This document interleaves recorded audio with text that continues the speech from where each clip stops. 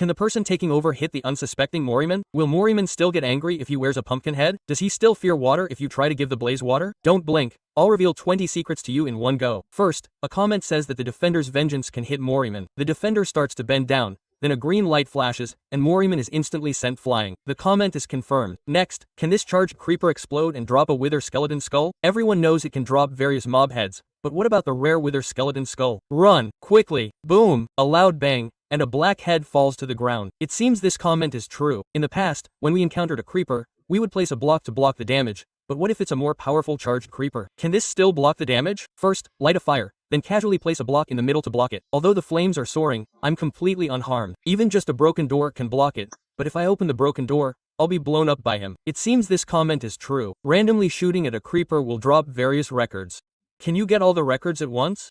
We summon a creeper and a skeleton. Although it keeps dropping records, if you look closely, it doesn't drop some records. This one is obtained from a ghast, this one from a skeleton horseman, this one from an ancient city, and this one from a nether fortress. The others can be obtained. It seems this comment is false. I heard that you can ride on top of a ghast's head in a boat. We get in a boat and slowly slide onto its head. It actually worked. Maybe it's because the ghast's hitbox is quite large. Let's try to see if the ghast can carry us away. Get in the boat, slide onto its head, and then remove the constraints on it. Unfortunately, our boat doesn't move with it. It can only stay on its head, not move with it. Part of it is true, though. If a mob moves only when you look at it, and you drink a potion of invisibility so you can't see it anymore, will it still move? We drank a potion of blindness, and everything instantly went dark. But the mob didn't move at all. The system doesn't care whether you're blind or not. As long as your face is facing it, it counts as looking at it. However, wearing a pumpkin head solves the problem. As soon as I put on the pumpkin head, the mob immediately started chasing me. It seems the pumpkin is the real potion of invisibility. Someone said that hitting the mob with a pickaxe deals more damage. Let's look at the number of hearts floating out. Hitting it with a pickaxe only deals 2 points of damage, while hitting it with a diamond sword deals 5 points of damage. Obviously, the sword hurts more. Don't think about using a pickaxe as a weapon. Just use a sword. Is this comment true? Can mobs drop sand when they die? I summoned a large group of skeletons and chopped at them for more than 10 minutes. My arm was aching from chopping so much. I looked down, and there was nothing but rotten flesh. Not a single grain of sand dropped. The setting for dropping sand only exists in some skyblock mods. The original game doesn't have this feature at all, so this is also false. Can destroying the pillager outpost prevent pillagers from spawning? Let's go to the sky and blow it to smithereens. The tower is gone. It should be clear now, right? We'll speed up time. Wow, a bunch of pillagers still spawned on the flat ground. It seems the system determines that this area spawns mobs, and it has nothing to do with the tower. Comment ended. Pillagers can't wear armor like villagers. The one on the left isn't wearing any, and the one on the right is wearing netherite armor using a command. Let's test if their health is the same. The one on the left falls after 3 hits, while the one on the right takes 10 hits to kill. Although you can't see it from the outside, the armor does work. If it were enchanted, it would even have thorns. It seems they just hid their equipment. Comment ended. The Guardian's laser is a beam, and projectile protection can reduce damage. Let's try it. 1 hit, and I instantly lost 3 hearts. That hurts. With protection enchantment, I only lost 1 heart. It seems the laser is magic damage, not a projectile. Since that's the case, the message ends here. The pillager's crossbow breaks after being used 9 times, but can the skeleton's bow also break? We stood there letting him shoot, and after waiting for a long time, we almost fell asleep. His bow was still good. We checked with a command, and he had already shot 383 times. We took his bow, and the durability was almost gone, but I only shot once, and it broke. It seems the skeleton has an infinite durability cheat. If you build scaffolding, the Enderman can't reach you. Let's try it. First, stand below him and look at him. He gets angry and teleports over, but he can't climb the scaffolding, he can only stare at you from below. I can even move around inside the scaffolding. As long as I climb up, he can't do anything to me. Lu Yan asked, is it useful to wear a pumpkin head after angering the Enderman? Look at him, he gets angry. Quickly put on a pumpkin head. It's useless, I died quickly. The pumpkin only prevents aggro, it doesn't eliminate existing aggro. This is a painful lesson. Everyone, don't follow Lu Zhenshi's example. What about putting a pumpkin on the Enderman? Although you can't see it, he's definitely wearing one. Look at him again, he's still angry. He doesn't care whether he's wearing a pumpkin or not, he only cares if you are. Lu Yan ends here. Lava bounces higher on slime blocks. Put down some slime blocks and put the magma cube on it. He jumped, but it was just a normal jump, without that bouncy feeling at all. He just bounced on the blocks, he wasn't propelled upwards. The slime blocks had no effect on him. It seems the message ends here. Nether zombies summon regular zombies when hit. Let's put on our gear and maximize the reinforcement attribute, then attack him. He starts calling for reinforcements, but all the reinforcements are zombie piglin brothers, not a single regular zombie. It seems the new version has changed this feature. Neither the stray nor the drowned will summon regular zombies anymore. Those who want to farm zombies should give up. Lu Yan ends here. If you give a blaze a water-breathing potion, will it no longer be afraid of water? Is it really that magical? We splashed the potion on it and put it in the water. It seemed like it could survive in the water, but not for too long. We threw another water bottle at it to test, and it still lost health, and even faster this time. Falling into the water was fatal. The water damage was a forced effect. End of message. The voice of the Enderman sounded like it was speaking English. We listened to the sound, and it sounded like it was saying something, a bit like, hello. The official explanation before was that it was a sound effect, but the developers themselves debunked it, saying it was just plain noise, nothing mysterious. Everyone shouldn't overinterpret it. He might just have a sore throat. End of message. The huge bone discovered in the nether is from a shulker. We compared it. Shulkers are so small, yet this bone is ridiculously large, and there are no other traces of shulkers in the nether. Looking at the dried up ghast next to it, it looks more like the remains of some ancient giant ghast. 37 new pieces of knowledge in this update. This update officially brings Minecraft into the Copper Age. It's not just adding new blocks, but directly changing the gameplay. Starting with the first copper golem, the entire game logic has changed. First is the copper golem. A copper block plus a carved pumpkin, stacked on top of each other will instantly generate it. When it generates, you'll find not only one creature, but also a copper chest on the ground. This isn't an ordinary chest, it's the core of the copper golem, and also its starting point of action. The copper golem will first return here, take items from the copper chest, and then start moving. It will hold the items and search for chests nearby. If a chest already contains the same item, such as a grass block, it will walk over, open the chest, and put the item in. If you don't want it to do that, you can right-click on it, and the item will be returned to you. The copper golem's appearance will change over time because it's made of copper, so it will naturally oxidize. The color will gradually darken, and the surface will gradually thin. When it is completely oxidized, it will stop and no longer move, eventually completely turning into a statue. However, this process can be controlled. Take out an axe and lightly scrape the copper golem, and the oxidation layer will be removed. If you scrape it all off, it will resume its actions. If you want to lock the oxidation state, use honey to seal it. After applying wax, the copper golem's appearance will no longer change, regardless of how long it oxidizes. Importantly, no matter the level of oxidation, the copper golem's functionality remains the same. As the older brother of the copper golems, the iron golem often interacts with them. It will place a flower on top of the copper golem's head, which you can also pick up and use as decoration. When the copper is completely oxidized and there's no wax applied, it permanently turns into a statue. It's no longer a living creature, but a block, which you can mine and place elsewhere. After placing it, you can still interact with it. Right-clicking cycles through different poses, similar to the armor stand in Bedrock Edition. If you want it to move again, you can use an axe to scrape off the oxidation layer, restoring it to its original state. Even more interesting is that these statues can connect to redstone. Different poses output different signal strengths, essentially becoming a new redstone component. The copper chest that appears with the copper golem can also be crafted. Unfortunately, its storage space is the same as a wooden chest, not increased, but it looks a bit nicer than a regular chest. It has 4 different colors, but there seems to be a slight bug here. When 2 chests are placed together, it defaults to the color with the least oxidation. The new version also has a subtle change. The sound of opening the chest was very loud before, but the volume is significantly reduced now, which is very friendly to surrounding players. Copper ingots can now be broken down into copper nuggets, and tools can also be smelted back into copper nuggets. The first use of copper nuggets is to craft a new light source. You can now craft a copper torch with copper nuggets, coal, and a stick. It has the same brightness as a regular torch, but it's green. If you want to craft a copper lantern, you can combine 8 copper nuggets and 1 copper torch. The copper lantern can oxidize, resulting in 4 different appearances, but regardless of the appearance, the brightness remains the same. Arranging copper ingots in 2 rows can also create copper railings. You get 16 at a time. Look at these modeled copper railings. Compared to iron railings, don't they look especially like rusted iron? The lightning rod also now has 4 different oxidation skins. Even if you don't apply wax, and it becomes completely green with oxidation, a lightning strike will instantly remove the oxidation, restoring it to a brand new state. Before, we had a huge pit in our farm. The sheep ate grass slowly, and their wool grew slowly too, making the farm incredibly inefficient. Now that the pit is fixed, the sheep can eat heartily and grow wool like crazy, so the farm can finally have a bountiful harvest. Also, have you noticed that even with tons of creatures on the screen, the new NC version doesn't lag at all? That's because this update specifically optimized entity rendering. Even with many things, it still runs smoothly. Another important point is that the spawn chunk area has been removed. Before, we used to build mob farms there because it was always loaded. Now the developers said that to load an area you have to use commands or a loader made with ender pearls. Actually, for survival players like us, building an ender pearl teleporter is completely sufficient. There's no need to worry about the spawn chunk. There's also good news. The world borders are now separated. Previously, the nether was the same size as the overworld, but now the 3 dimensions don't interfere with each other. Even if you're in a small area in the nether, teleporting back to the overworld still gives you vast open space, which is much more reasonable. Previously, pressing F3 showed a screen full of text like hieroglyphs, but now the interface is simplified and much cleaner. If you miss the old features, pressing F3 and F6 together brings up a menu where you can display the player's position and view distance, so you don't need to open that big black mining window anymore to know where you are. There's a small, hidden Easter egg. If you encounter a machine, remember to attack it first. If you kill the zombie without damaging the machine, it drops a new record. Put it in the jukebox and listen. The machine's music is quite catchy. I even wanted to dance along. The control settings are also more user-friendly now. In the options, you can switch the attack sword range mode. Now, when mining, you just click the left mouse button once, and your character will automatically keep walking, so your hand won't get tired anymore. It's a lifesaver for AFK players, and it works for faster mining too. The mouse settings also added an X-axis inversion option. Sliding the mouse to the left turns the camera to the right. Although I find it a bit disorienting, maybe some people like this kind of challenge. The judgment time for double tapping to sprint can now be adjusted. If your reaction speed is slow and you always fail to sprint properly, you can lengthen the time. Now you don't have to worry about not being able to sprint anymore. Previously, entering the nether portal was a completely blind experience, but now you can type and chat in the portal's interface. What's more, the text you type will travel with you through the portal and be visible on the other side, which is quite amazing. Horses also have new outfits. The red horse armor is now available. Although there's no crafting recipe for it and you have to rely on luck,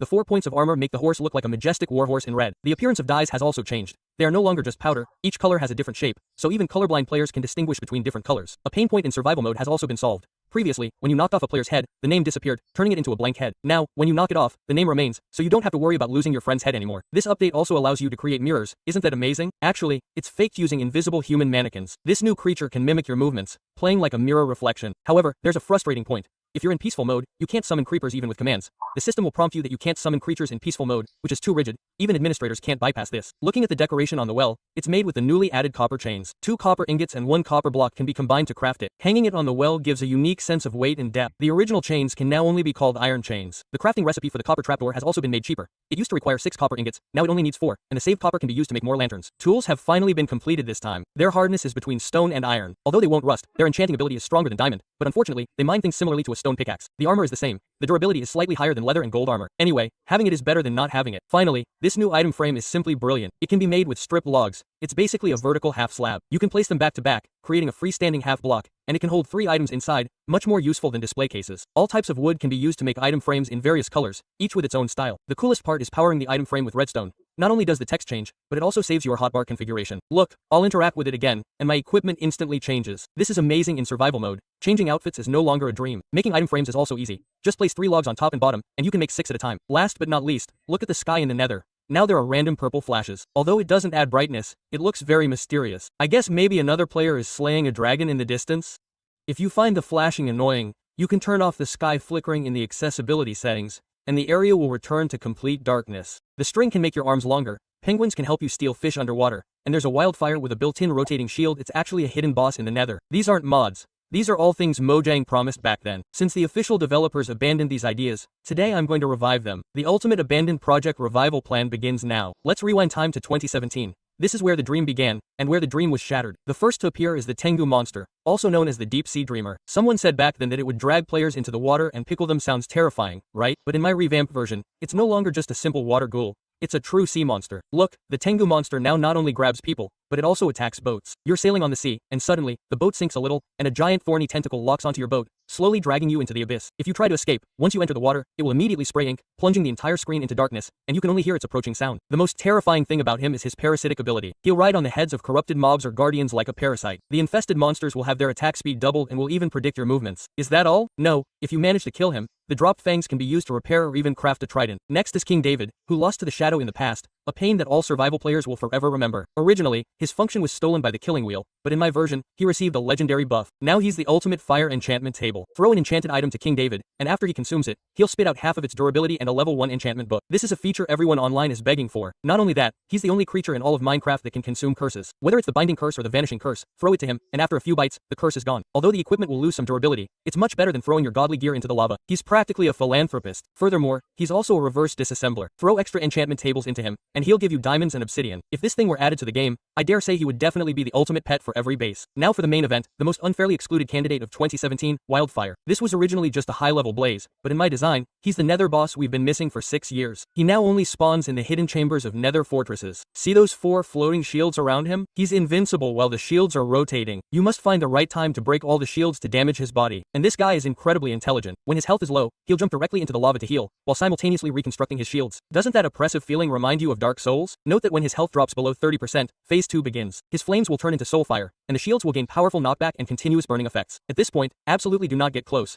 Otherwise you'll experience what it's like to have your ashes scattered to the wind. But if you can defeat him, he will drop the heart of the underworld, which can be used to craft the legendary Wildfire shield. When you block with the shield, any monster attacking you will instantly turn into or craft a trident with soul fire, allowing you to dominate the nether. With this design, I have to ask, why didn't we choose him in the first place? Time came to 2020, a year that was simply a disaster. In the end, we chose a hesitant creature that glows. Look at the Ice King we missed. The original design of the Ice Mage was just a bunch of ice blocks, too monotonous. The current Ice Mage spawns in blood or raid events. He's no longer just a mindless damage dealer. He'll trap you in an ice prison, trapping you and slowly torturing you. The most outrageous move is that when you reduce his health, he instantly transforms into an ice bat and flies away, focusing on stealthy development. Killing him will give you compressed ice, which isn't ordinary ice. Place it in the nether, and it can instantly cool the surrounding lava into black obsidian, a divine artifact for building in the nether. Of course, if you don't like fighting, this magic flower is definitely a cure. Now, it's no longer just yellow. It changes color depending on the flowers it eats. Chrysanthemums turn it white, orchids turn it blue, and tulips turn it pink. Ordinary cows can be milked, but these flowers can be milked for potions, the effects corresponding to their fragrance. At the same time, it's a mobile fertilizer.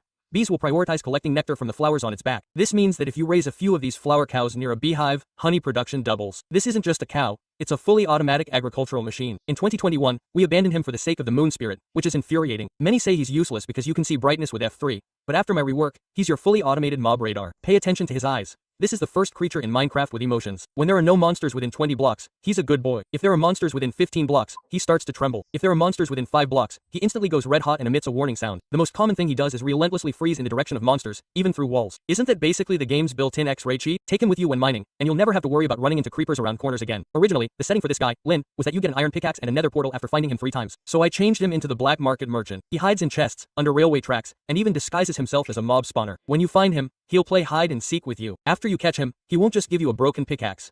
He'll give you rewards based on your game progress. If you're a beginner, he'll give you iron ore. If you have diamonds, he'll directly give you enchanted books. He also recycles junk. You can sell him unwanted rotten flesh and pig eyes for emeralds. This is the 2022 Ningui stone golem we truly wanted to encounter in the mines. To be honest, his original design was just a walking ore display, which deserved to fail. But what if we changed him into a base security guard? Now he can set patrol routes using different colored wool, and with a sword, he becomes your home guardian. If you cover him in gunpowder, he'll instantly turn into a sentry turret, and once a monster approaches, the seal is broken, and everyone attacks. Finally, there's the 2023 tragedy we just experienced. To make useless armor for wolves, we lost a god-tier item. Now, the crab isn't just about increasing placement distance, it's a versatile toolkit. As long as you have a pickaxe, axe, and shovel in your inventory, holding the crab will automatically switch modes, allowing you to cut trees, mine, and dig soil without needing to switch tools. Combined with the potion made from the crab, you can build structures and repair roofs from the ground. Honestly, if this crab were added, it would definitely change the game's core mechanics. Lastly, let's look at these silly little guys, the penguins. Besides increasing swimming speed, penguins are now fish thieves. If you fish near them, they'll steal your fish before you can reel them in. Aren't they annoying? But, if you protect it, it will become your diving partner. It will dive into the deep sea to retrieve loot for you, and sometimes even bring back treasures from shipwrecks. When a storm comes, they will even huddle together to keep warm, and frankly, these creatures with warmth are much better than the weak and defenseless clownfish. Looking back at these 6 years, we missed not just a few creatures, but countless possibilities for gameplay. MJ, for the sake of so-called balance and features, shut out these brilliant ideas, but in the minds of the players, each of them is a protagonist. Now I give you the choice. If you had the chance to immediately revive one of these creatures and add it to the current version, who would you choose? Is it King David who can remove curses, or the wrathful creature with X-ray vision, or the crab that can make buildings block the wind god? Put your ideal version answer in the comments section and see who is the real star. Right now, C players all over the world are asking the same question. When will the big update for Moby come out? I want to know too, and I think I've already guessed it. Look at this inconspicuous screenshot. This is a slip up from the designers. They say they won't change anything, but their actions are very honest, and the clues for the update all come from this bearded blogger. He went to the recording studio for the big movie and even went directly to the MJ headquarters in Sweden. Although the employees were tight-lipped, he still saw clues from their subtle expressions. The official team actually started working on it a long time ago. Although this developer's sharing is in Hebrew, the meaning is very clear after translation. The designer said that the Moby update is inevitable, and a huge update is being secretly developed. The update interval is too long now. Let's look at this red and yellow timeline. The game history is divided into several stages. Previously, updates were very frequent, then it became one big update a year, and now it's these small-scale game updates. Look at this particularly long yellow bar. This is the gap after version 1.8. For 545 days, the official team didn't make any major moves, and the 1.9 update that finally came out was the Moby update, adding Moby City and the flying chitin creatures. Let's look at the current era of small game updates. Because players were complaining about the developers stealing content, the M team quickly adjusted their strategy, breaking down the major updates into smaller parts, allowing players to experience new content every 90 days on average. This pace seems quite enjoyable, but the version number has been stuck at 1.2. Fortunately, in the last 2 months of 2025, they updated to version 1.2 Chaos, suddenly breaking the previous record of 545 days without updates. Players were so excited that they started creating memes and anticipating the update. It seems the Nether update is really coming soon. Let's deduce the specific time. Based on the update frequency of M in recent years, there are small updates every quarter. There will be 8 updates in the next 2 years. Such a big event will definitely be announced at the carnival, leaving only 4 possible dates. Here's the key. Look at this poster. This is a sequel to the big movie, which was so successful at the box office that a second part is definitely being made. The poster depicts 2 pickaxes, and the release date is July 23, 2027. The first movie was about the end, so the second one must be about the Nether. Game updates usually coincide with movie promotions, and the previous Happy Hell update is an example, so summer 2027 is basically confirmed. The designers also said they plan to continue development until 2028. Although everyone wants other updates, such as fixing the minecart, changing the biomes, or that mysterious deep portal, look at this poll data with hundreds of thousands of votes. The Nether update is overwhelmingly the top choice. The time, location, and demand all match up. Summer 2027 is the moment to witness a miracle. But knowing the time isn't enough. What the update will actually contain is the key. The designers said they don't want to add too much terrain, but that's just their personal opinion.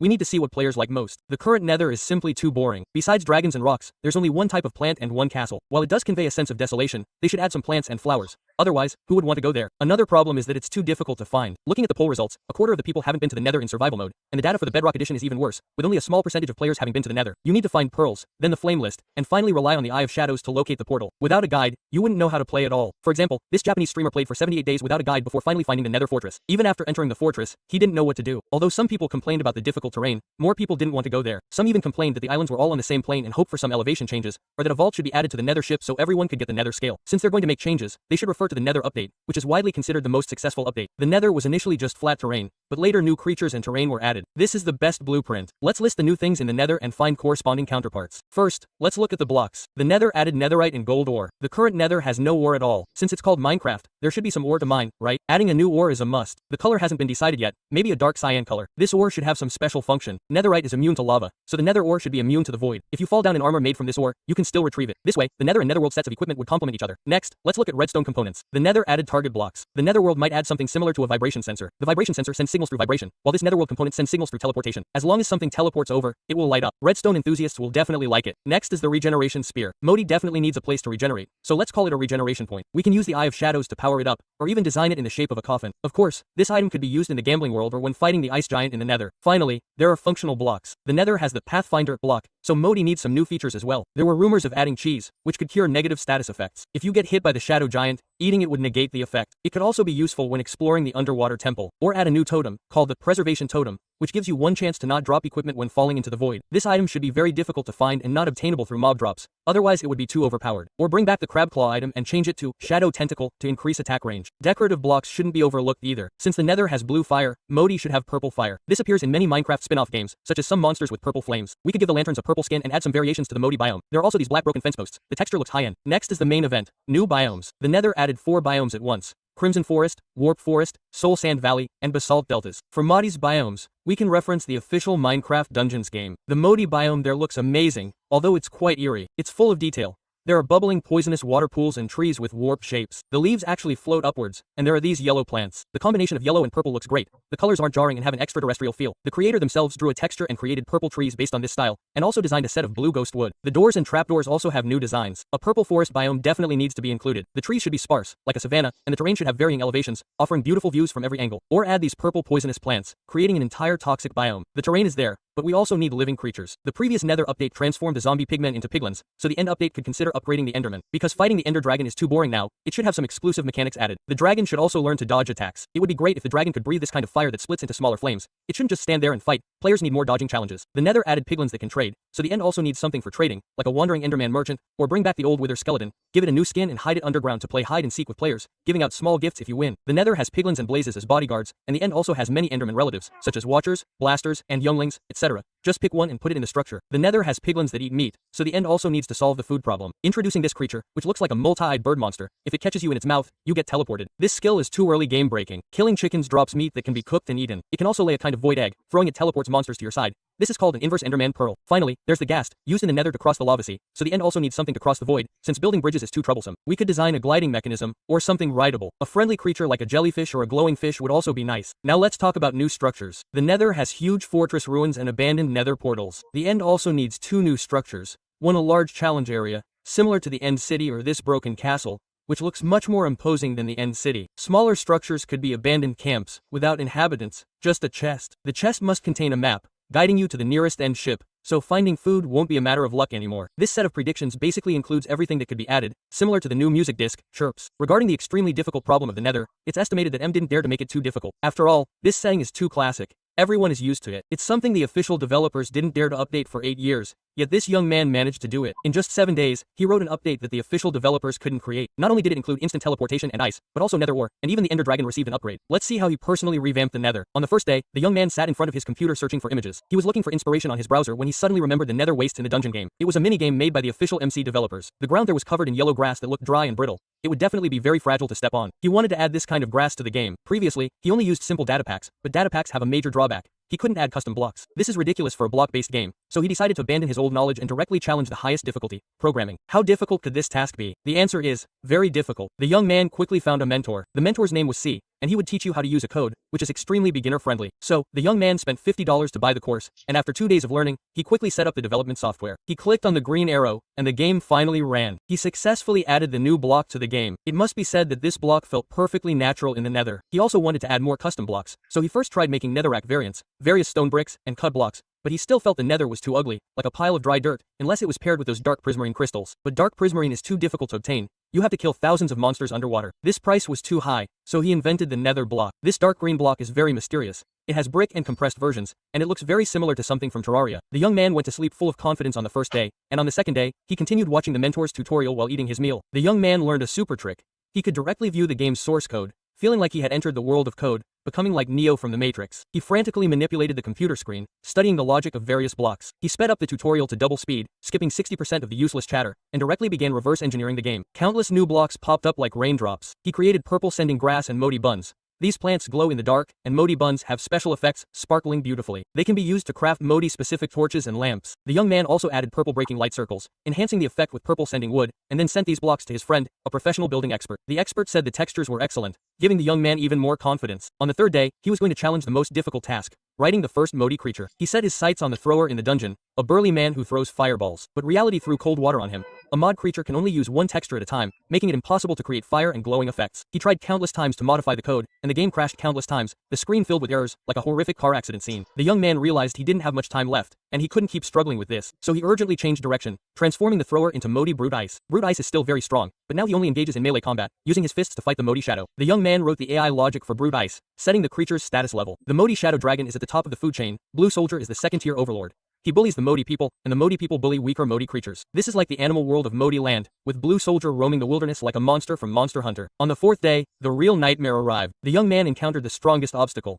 He wanted the biome to generate automatically, which requires a core plugin called Tater Blender. He downloaded the plugin and opened the settings, finding options for the overworld and the nether, but only the Modi dimension was missing. He spent most of the day searching on his browser for a solution, but found no useful information. The module development community was also very quiet. He even went to forums for help, but no one responded. Time was ticking by, and half of the 7-day challenge was already over. Little Koji was sweating profusely, frantically searching through the code like a detective investigating a case. He opened another module's code and finally found a hidden version configuration number deep within the files. The version number was 3.3.0.9. This was the key to survival. He quickly modified the configuration file, rebuilt the module, and the progress bar was jumping wildly. He opened the game and saw that the grass had finally grown. Although it looked messy and the terrain was very odd, at least the system was finally working. He excitedly shouted in front of his computer. Fifth little brother was frantically searching in the channel, looking for someone with similar interests. Soon, he met a netizen named N, who was also working on module code. They chatted and discovered that they were both struggling with creating trees. Little Koji shared his code, and N gave him crucial suggestions. This was the spark between developers, and now the grasslands and forests were sorted out. Little Koji started frantically refining the details, scattering dumplings all over the surface. The world finally had some vibrant colors. The clash of purple and yellow was magical. But then something big happened. He changed the height of the mud layer, and all the slimes fell out of the map. Countless slimes plummeted into the void. This was practically a genocide of the slime race. Millions of slimes disappeared instantly, all thanks to the programmer's mistakes. He quickly went to sleep to clear his head. On the 6th day, he started a massive construction project. In the super flat world, he activated creative mode and rapidly built structures using blocks. He wanted to add some ruins to the world, starting with some treasure platforms, placing tempting treasure chests on top. The chests were filled with treasures, but some were actually monsters. A classic mimic chest. He built towering stone pillars with treasure chests hidden beneath them, wanting players to explore more of the map. He also tried building temples with carefully placed stones, but the result was a complete mess. He felt he had no talent for architecture and couldn't let such a failure affect him. So, he turned to building a different kind of temple, one half buried in the ground, giving it a sense of ancient decay. He also created a barbarian outpost, the dark blue stones giving it a gloomy atmosphere. This was the barbarian's home. To enrich the underground space, the young man brought in some netherite alloy he had made before. This stuff was even stronger than netherite, the top-tier ore of the nether, with a bright purple color. He also worked overnight to create a dungeon system. These dungeons are randomly generated.